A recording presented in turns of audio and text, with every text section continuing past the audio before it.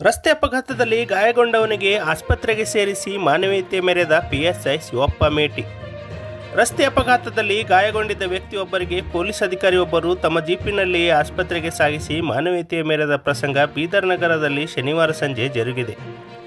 ಬೀದರ್ ತಾಲೂಕಿನ ಹೊನ್ನಿಕೇರಿ ಕ್ರಾಸ್ ಬಳಿ ಸಾರಿಗೆ ಬಸ್ ಡಿಕ್ಕಿಯಿಂದಾಗಿ ಗಂಭೀರವಾಗಿ ಗಾಯಗೊಂಡಿದ್ದ ಬೈಕ್ ಸವಾರನಿಗೆ ಹುಲ್ಸೂರು ಪೊಲೀಸ್ ಠಾಣೆಯ ಪಿಎಸ್ಐ ಶಿವಪ್ಪ ಮೇಟಿ ಅವರು ತಮ್ಮ ಜೀಪ್ನಲ್ಲಿಯೇ ಗಾಯಾಳು ವ್ಯಕ್ತಿಗೆ ಬೀದರ್ನ ಬ್ರಿಮ್ಸ್ ಆಸ್ಪತ್ರೆಗೆ ದಾಖಲಿಸಿ ಮಾನವೀಯತೆ ಮೆರೆದಿದ್ದಾರೆ. ನಿನ್ನೆ ಬೀದರ್ನಲ್ಲಿ ಪೊಲೀಸ್ ಅಧಿಕಾರಿಗಳ ಸಭೆಗೆ ಹುಲ್ಸೂರು ಪೊಲೀಸ್ ಠಾಣೆಯ ಪಿಎಸ್ಐ ಶಿವಪ್ಪ ಮೇಟಿ ಭಾಗವಹಿಸಿದರು. ಸಭೆ ಮುಗಿಸಿಕೊಂಡು ಹುಲ್ಸೂರು ಕಡೆ ಪ್ರವಾಸಕ್ಕೆ ಬರುವ ಹೊತ್ತಿನಲ್ಲಿ ಈ ಅಪಘಾತವಾಗಿರುವುದು ಅವರ ಕಣ್ಣಿಗೆ ಕಾಣಿತ್ತು.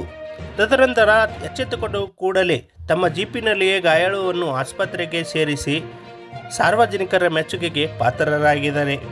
ಇವರಿಗೆ ಜೀಪ್ ಚಾಲಕ ಧನರಾಜ್ ಬಾಲ್ಕುಂದೆ ಸಾಥ್ ನೀಡಿರುವುದು ತಾವು ಚಿತ್ರದಲ್ಲಿ ಕಾಣಬಹುದು.